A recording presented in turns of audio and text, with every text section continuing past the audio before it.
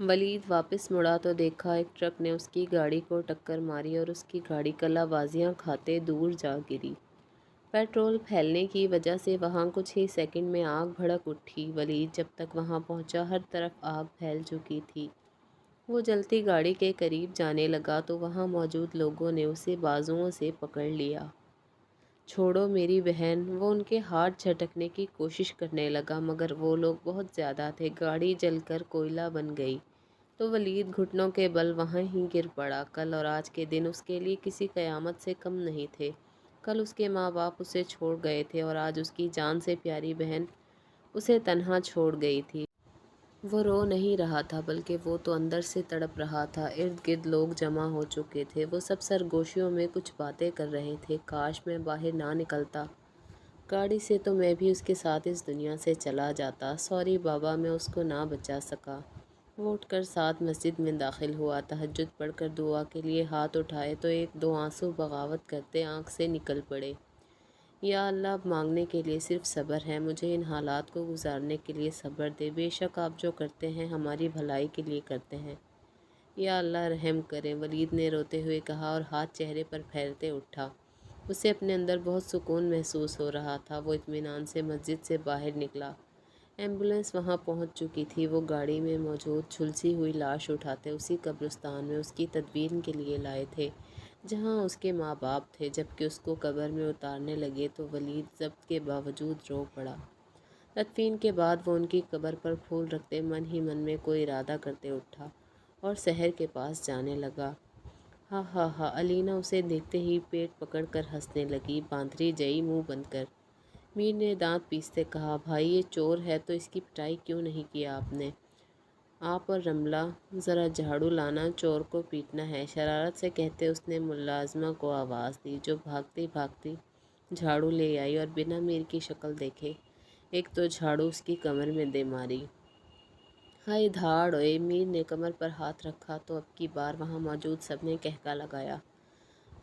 ساری میر سائیں، چوری کہاں ہے بی بی، مجھے دکھائیں، ایسی دھلائی کروں گی کہ آئندہ چوری کا سوچے گا بھی نہیں۔ رملہ نے علینا سے پوچھتے کہا تو ضبط کرتی علینا کا کہکا پھر سے ابل پڑا۔ سب کو ہنستے دیکھ میر نے منہ بگاڑتے شاہ بی بی کو دیکھا۔ انہوں نے اپنی چھڑی اٹھائی اور زین اور علینا کی کمر پر ماری۔ کم بختوں، ہنسنے کے بجائے دیکھو بچہ کیسے مرجھا سا گیا ہے۔ چلو جاؤ بچے، تم منہ دھو آؤ اور بہو جا کے اس کے لیے جوس لے آ۔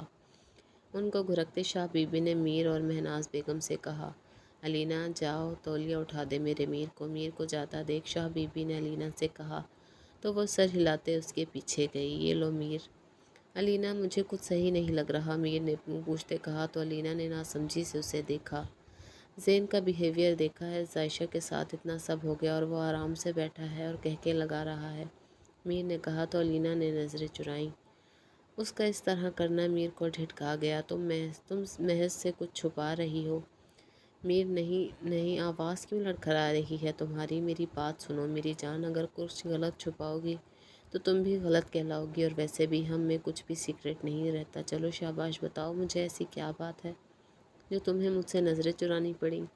تولیے کو سائڈ میں رکھتے میر نے اس کا ہاتھ پکڑتے پوچھا تو علینا اپنے ہونٹ کاٹتے پھر کچھ سوچ کر بولی، کل جب بھائی گھر آئے تو بہت پریشان تھے، کھانا بھی صحیح سے نہیں کھایا تھا انہوں نے۔ میں جب ان کو کھانا دینے روم میں گئی تو بھائی واش روم میں تھے اور کسی کی کال آ رہی تھی۔ مجھے لگا کوئی امپورٹنٹ کال نہ ہو، میں نے جیسے ہی موبائل کان سے لگایا تو آگے سے کوئی آدمی بول رہا تھا، علینا نے کہا تو میر کو اپنے ارد گرد خطرے کی گھنٹیاں بجتی محسوس ہوئیں۔ کیا بول رہا تھا وہ شخص؟ میر نے مزید کھریدا تو علینا نے ایک نظر اسے دیکھا پھر وہ بولی، وہ کہہ رہا تھا کہ آپ کا کام ہو گیا ہے، کام بالکل ویسے ہی کیا ہے جیسے آپ نے بولا تھا، ایکسیڈنٹ جیسی لگ رہی ہے ان کی موت، اور میرے پیسے کب دیں گے آپ زین سائیں؟ وہ بولی اور میر کو دیکھا جو بے یقینی سے دروازے میں کھڑے زین کو دیکھ رہا تھا جو علینا کو گھور رہا تھا۔ علینا نے اس کی نظروں کی سیر میں دیکھا تو علینا کو اپنی جان نکلتی ہوئی محسوس ہوئی، کیونکہ زین نے اسے وارن کیا تھا کہ اس بارے میں کسی کو پتہ نہیں لگنا چاہیے۔ وہ میر کے پیچھے چھپی۔ میر، زین آگے بڑھا، ایسا کون سا گناہ کیا تھا اس معصوم نے جو تم نے اس سے اس کے وارث اس کے ماں باپ ہی چھین لیے؟ ہاں، مجھے لگا اس نے تمہیں بدل دیا ہے مگر میں غلط تھا۔ ارے تم نے اسے بدل دیا، اس کی زندگی بدل دی، تمہارا دل نہ کانپا؟ اس کے ماں باپ کو مارتے ہوئے میں پوچھتا ہوں ایسا کیا کیا تھا اس نے زین شاہ جو تم نے اس کی زندگی ہی تباہ کر دی؟ میر نے غصے سے دہاڑتے ہوئے کہا، اسے بار بار عائشہ کا رونا گڑ گڑانا یاد آ رہا تھا۔ اس نے تو اس نازک سی لڑکی کو اپنی بہن مان لیا تھا جس کے دکھ کی وجہ کوئی اور نہیں اس کا جگری یار تھا۔ اس کی دھاڑتی آواز سن سب اوپر کی طرف بھاگے۔ اس نے مجھے زین شاہ کو تھپڑ مار کر گناہ کیا تھا۔ اس نے مجھ پہ ہاتھ اٹھا کر میری مردانگی کو للکارا تھا۔ جو اس نے کیا میں نے اس کا رد بس۔ زین نے اطمینان سے کہا، میر کا دل کیا اسے جان سے مار دے، کسی کی جان لے کر۔ وہ کیسے آرام سے کہہ رہا تھا کہ رد عمل تھا بس، باقی سب تو ساکت ان کے انکشاف سن رہے تھے۔ واہ واہ، مجھے شرم آ رہی ہے تمہیں اپنا دوست کہتے ہوئے۔ ارے لعنت ہے تم پر، تمہاری مردانگی پہ، جو ایک صنف نازک کو دکھائی تم نے۔ مجھے لگا تم سدھر گئے ہو لیکن میں بھول گیا تھا۔ کتے کی دم کبھی سیدھی نہیں ہوتی، اپنی حد میں رہو میر، زین چیخا۔ تم رہے ہو اپنی حد میں، نہیں نا تو میں کیوں رہوں؟ مجھے لگا میں تمہیں بہت اچھے سے جانتا ہوں، مگر اب لگ رہا ہے یہ تو وہ زین ہے ہی نہیں، یہ تو کوئی اجنبی ہے۔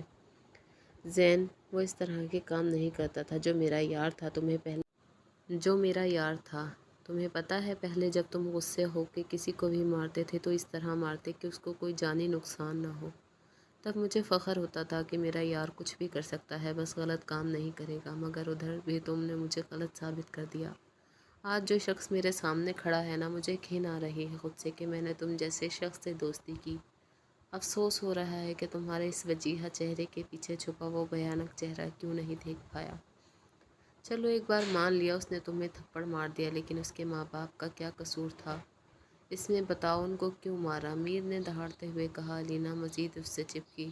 شاہ بی بی بھی سن کھڑی تھیں، ان کا پوتا بھی کسی معصوم کا قاتل تھا۔ ہاشم شاہ نے شرمندگی سے سر جھکا لیا۔ اس کو اس طرح بنایا بھی تو ان لوگوں نے تھا۔ اپنے گھر دفع ہو، میں تمہیں جواب دہ نہیں ہوں، اور تم ادھر آؤ ذرا۔ زین نے میر کو کہتے لینا کا بازو پکڑنے کے لیے ہاتھ بڑھایا، جسے میر نے بیچ میں ہی روک لیا۔ خبردار خبردار، جو میری بیوی کو ہاتھ بھی لگایا تو ہاتھ کاٹ کے رکھ دوں گا، سمجھے؟ اس کا ہاتھ جھٹکتے میر نے خونخوار نظروں سے اسے دیکھا۔ زین نے حیرانی سے بیوی لفظ پہ اسے اور اپنی فیملی کو دیکھا۔ پہلے میری بہن ہے، بعد میں ہوگی تیری بیوی، زین نے ہرا کر کہا اور ہاتھ آگے بڑھایا، مگر میر نے اس کا ہاتھ پکڑ کر موڑ کر اس کی کمر سے لگایا۔ پہلے میری وائف پھر تیری بہن، اور جا رہا ہوں اپنی وائف کو یہاں سے لے کر۔ میر اس کا ہاتھ چھوڑتے لینا کا ہاتھ پکڑا اور بغیر کسی کو دیکھے شاہ حویلی سے نکلتا چلا گیا۔ وہ سو رہی تھی جب انٹر کام پر کال آئی۔ یس، سحر نے نیند سے بھری آواز میں کہا۔ میم سر آئے ہیں۔ کون سے سر؟ میم سر ولید سر آئے ہیں۔ اس وقت وہ آپ کے روم کے باہر ہے، مینیجر نے کہا اور انٹر کام رکھ دیا۔ سحر پوری طرح بیدار ہو چکی تھی، جلدی سے اٹھی اور دروازہ کھولا۔ وائٹ شرٹ، بلیک پینٹ، ماتھے پہ بکھرے براؤن بال، وہ بکھرا بکھرا سا بہت وجیحہ لگ رہا تھا۔ ولی آئیں، عائشہ کہاں ہے؟ اسے ساتھ نہیں لائے آپ دونوں؟ تو ملتان جا رہے تھے نا، تو پھر یہاں کیسے؟ ایک ساتھ کئی سوال تھے۔ عائشہ کی ابھی تدفین کر کے آ رہا ہوں، ولید نے سرد لہجے میں کہا تو سحر پر ایک بار پھر اپنا وجود طوفان کی زد میں لگا۔ ایک کے بعد ایک درد۔ ولی یہ کوئی حادثہ تو نہیں ہو سکتے نا؟ ہمارا کوئی دشمن ہی ایسا کر رہا ہے ہمارے ساتھ؟ سحر نے بھیگی آواز میں کہا تو ولید نے اسے دیکھا جو بلیک ٹراؤزر شرٹ میں رونے کی وجہ سے سرخ اور سوجی آنکھیں، جن میں اداسی کے ساتھ جھلملاتے آنسو، گلابی ہوتی ناک اور ٹھنڈ سے نیلے پڑتے ہوں، اس کی کیا حالت بنی پڑی تھی چند گھنٹوں میں۔ پہلے سے کافی کمزور لگی تھی ولی کو وہ۔ اس کو چھوڑو، تم بتاؤ آنی نے کیا کہا تمہیں، اور تم یہاں کیوں ہو؟ انہوں نے مجھے گھر سے نکال دیا ہے کیونکہ میں ان کی بیٹی نہیں ہوں، سحر نے تلخی سے مسکراتے کہا۔ ولید نے سوالیہ نظروں سے اسے دیکھا تو سحر نے بتایا، جسے سن کر ولید نے غصے سے مٹھیاں بھینچی۔ چلو ابھی تم ریسٹ کرو، ہم صبح ملتان جائیں گے، کچھ ضروری کام نپٹانا ہے، ولید نے نرمی سے کہا۔ آپ کہاں جا رہے ہیں؟ ڈونٹ وری، میں ساتھ والے روم میں ہی ہوں، اور روم سے نکلنا۔ سحر نے ساری کھڑکیاں دروازے بند کرتے بیڈ پر آئی اور عائشہ کے بارے میں سوچنے لگی۔ اس کی آنکھیں بھیگ گئیں۔ اللہ جی، کیا ساری آزمائشیں اور مشکلات کا سامنا ہم ہی کریں گے ایک دو دنوں میں؟ یہ ظالم دنیا نے اپنی تھوڑی سی حقیقت ہم پر واضح کی ہے تو ہماری یہ حالت ہے۔ یا اللہ، آگے ہماری مدد کرنا، ابھی کچھ سننے اور سہنے کی سکت نہیں ہے پلیز۔ روتے ہوئے کہتی، وہ کب سوئی اسے پتہ ہی نہ چلا۔ اس نے آہستہ سے آنکھیں کھولی، سر میں ٹیسیں اٹھ رہی تھی، ایک ہاتھ سے سر کو دباتے اس نے ادھر ادھر دیکھا، مگر یہ کیا، وہ تو کسی عالیشان کمرے میں موجود تھی۔ وہ جھٹکے سے اٹھ بیٹھی۔ میں تو گاڑی میں تھی نا، تو یہاں کیسے آئی اور بھائی کہاں ہے؟ وہ اس جہازی سائڈ بیڈ سے اٹھی تو چکر آنے سے اس نے بیڈ کا سہارا لیا۔ کیمرے میں دیکھتے اس شخص نے مٹھیاں بھینچی۔ اس نے سنبھلتے قدم دروازے کی سمت بڑھائے تو دروازہ خود بخود کھلتا چلا گیا۔ کہیں یہ بھوتوں کا گھر تو نہیں ہے؟ ڈر سے چیختے اس نے رونی شکل بنا کے ارد گرد دیکھا تو اس شخص کے ہونٹوں کو مسکراہٹ نے چھوا۔ میں تو کسی سے بھی نہیں ڈرتی، دل کو مضبوط کرتی وہ کمرے سے نکلی۔ واؤ! گھر کو دیکھ کر اس کے منہ سے فقط اتنا ہی نکلا۔ اس نے یہاں وہاں دیکھا کہ اب کہاں جاؤں تو تھوڑی دور اسے سیڑھیاں نظر آئی جو ایک